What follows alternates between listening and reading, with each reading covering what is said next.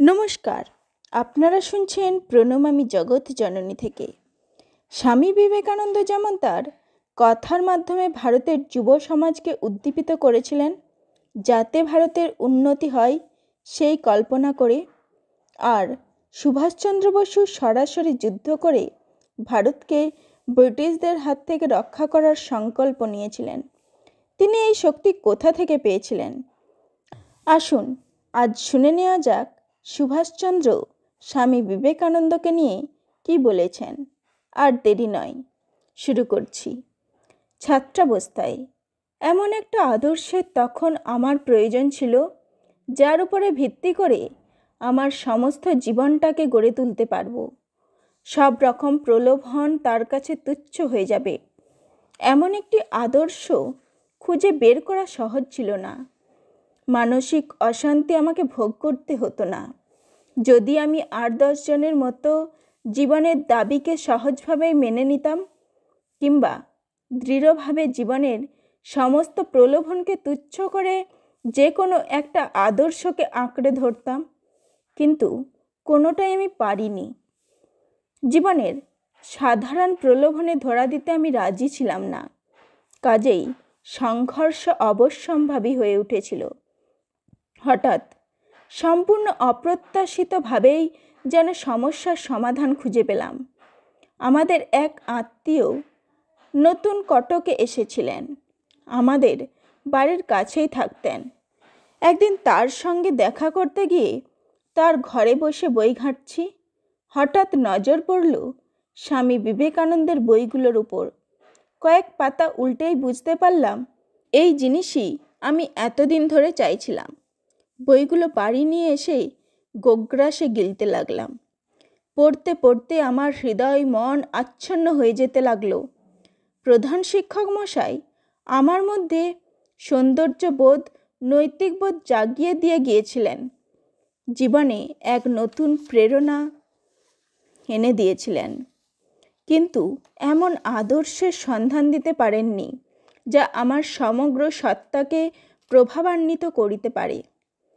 এই আদর্শের সন্ধান দিলেন বিবেকানন্দ।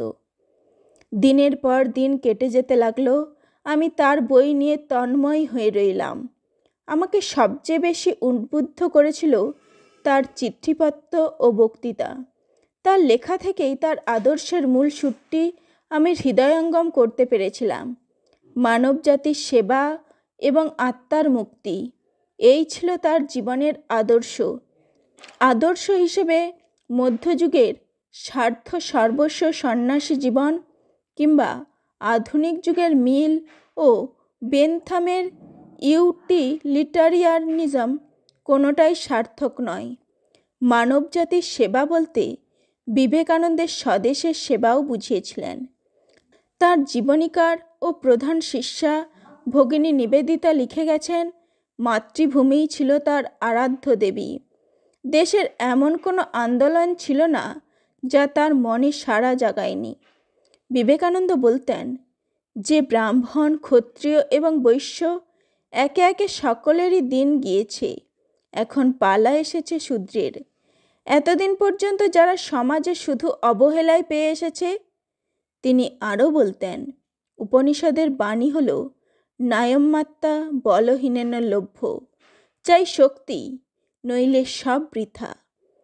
আর চাই নচিকেতার মতো আত্মবিশ্বাস। বিবেকানন্দের আদর্শকে যে সময়ে জীবনে গ্রহণ করলাম, তখন আমার বয়স বছর 15 হবে কিনা সন্দেহ। বিবেকানন্দের প্রভাব আমার জীবনে আমূল পরিবর্তন এনে দিল। তার আদর্শ ও তার ব্যক্তিত্বের বিশালতাকে পুরোপুরি উপলব্ধি করার মতো ক্ষমতা তখন আমার ছিল না, কিন্তু কয়েকটা জিনিস একেবারে গোড়া থেকেই আমার মনে চিরকালের জন্য গাঁথা হয়ে গিয়েছিল। চেহারায় এবং ব্যক্তিত্বে আমার কাছে বিবেকানন্দ ছিলেন আদর্শ পুরুষ।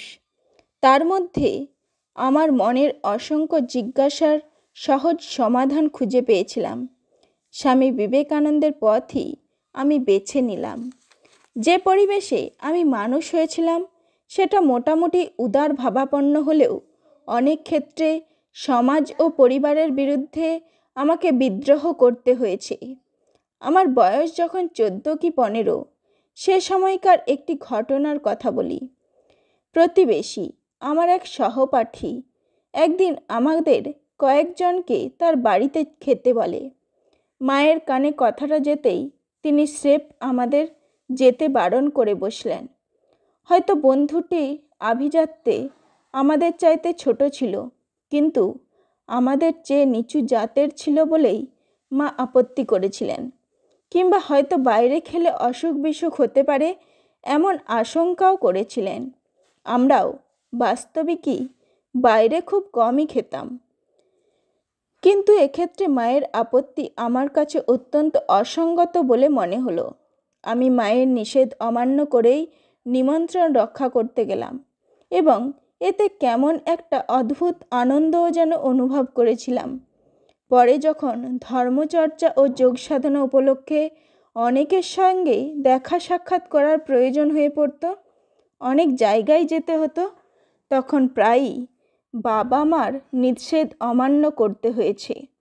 কিন্তু তার জন্য মনে কিছুমাত্র দ্বিধাও জাগেনি, কারণ তখন বিবেকানন্দর আদর্শ আমি মনে প্রাণে গ্রহণ করেছি। বিবেকানন্দ বলতেন, আত্ম উপলব্ধির জন্য সব বাধাকেই তুচ্ছ জ্ঞান করতে হবে। স্বামী বিবেকানন্দের কাছে ধর্ম ছিল জাতীয়তাবাদের প্রেরণাস্থল। তিনি চেয়েছিলেন যুব সমাজের মধ্যে ভারতবর্ষের অতীত সম্পর্কে গর্ববোধ এবং ভবিষ্যৎ সম্পর্কে আশার মনোভাব সঞ্চারিত করতে, আর চেষ্টা করেছিলেন তাদের মধ্যে আত্মবিশ্বাস ও আত্মমর্যাদাবোধকে জাগিয়ে তুলতে। স্বামীজি কোনো রাজনৈতিক মতবাদ প্রচার করেননি, কিন্তু যারাই তার সান্নিধ্যে এসেছেন বা তার লেখা পড়েছেন, তাদের মধ্যে একটা দেশপ্রেম ও রাজনৈতিক মানসিকতা গড়ে উঠেছে। অন্তত বঙ্গভূমির ক্ষেত্রে স্বামী বিবেকানন্দ আধুনিক জাতীয়তাবাদী আন্দোলনের আধ্যাত্মিক জনক হিসেবে সম্মানিত হবার যোগ্য। অত্যন্ত অল্প বয়সে 1902 খ্রিস্টাব্দে তিনি দেহ রক্ষা করেন, কিন্তু তার দেহান্তের পর তার প্রভাব আরও ব্যাপক হয়ে উঠেছে। বিবেকানন্দ সম্বন্ধে কিছু লিখতে গেলেই আমি আত্মহারা হয়ে যাই। খুব কম লোকের পক্ষে, এমনকি তার সংস্পর্শে থাকার সুবিধা যাদের হয়েছিল, তাদের পক্ষেও তার সম্বন্ধে সম্যক ধারণা করা বা তাকে গভীরভাবে বুঝতে পারা অসম্ভব বলেই মনে করি। সুগভীর, জটিল ও ঋষি সমন্বিত ব্যক্তিত্ব। তার বক্তৃতা ও লেখা ছিল সম্পূর্ণ স্বতন্ত্র, অথচ তার এই বক্তৃতা ও লেখার দ্বারাই তিনি তার আশ্চর্য প্রভাব দেশবাসীর ওপর, বিশেষত বাঙালির ওপর বিস্তার করেছিলেন। এই রকমের বলিষ্ঠ মানুষ বাঙালির মনকে যেমন আকৃষ্ট করে, এমন আর কেউ করে না। ত্যাগে বেহিসেবী, কর্মে বিরামহীন, প্রেমে সীমাহীন। স্বামীজির জ্ঞান ছিল যেমন গভীর তেমনি বহুমুখী। ভাবাবেগে উচ্ছ্বসিত স্বামীজি মানুষের ত্রুটি বিচ্যুতির নির্মম সমালোচক ছিলেন, অথচ সারল্য ছিল তার শিশুর মতো। আমাদের জগতে এইরূপ ব্যক্তিত্ব বাস্তবিকই বিরল। স্বামীজি ছিলেন পৌরুষ সম্পন্ন পূর্ণাঙ্গ মানুষ। তিনি ছিলেন মনে প্রাণের সংগ্রামী। সেই জন্য তিনি ছিলেন শক্তির উপাসক। তাই তিনি দেশবাসীর উন্নয়নের জন্য বেদান্তের বাস্তব ব্যাখ্যা দিয়েছেন। শক্তি, শক্তি, শক্তির কথাই উপনিষদ বলেছেন। স্বামীজি একথাই বারবার বলেছেন। চরিত্র গঠনের ওপর তিনি সর্বাপেক্ষা বেশি গুরুত্ব আরোপ করে গেছেন। আমি ঘন্টার পর ঘন্টা বলে গেলেও সেই মহাপুরুষের বিষয় কিছু বলা হবে না। এমনই ছিলেন তিনি মহৎ, এমনই ছিল তার চরিত্র। যেমন মহান তেমনই গভীর। তার বিষয় বলতে গেলে বলতে হবে যে তিনি আধ্যাত্মিক সাধনার উচ্চতম স্তরের যোগ্য। সত্যের সঙ্গে তার প্রত্যক্ষ সংযোগ জাতির ও মানব সমাজের নৈতিক ও আধ্যাত্মিক উন্নতি বিধানে তার জীবন উৎসর্গীকৃত। আজ তিনি জীবিত থাকলে আমি তার চরণেই আশ্রয় নিতাম। স্বামী বিবেকানন্দই বর্তমান বাংলার স্রষ্টা, একথা বললে বোধ হয় ভুল করা হবে না।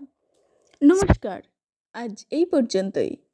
এর পরবর্তী অংশ নিয়ে উপস্থিত হব আগামীকাল ঠিক সন্ধ্যা 6টায় প্রণমামী জগৎ জননীতে। ততক্ষণ সকলে ভালো থাকুন ও শুনতে থাকুন এখানকার আলোচনা। ধন্যবাদ।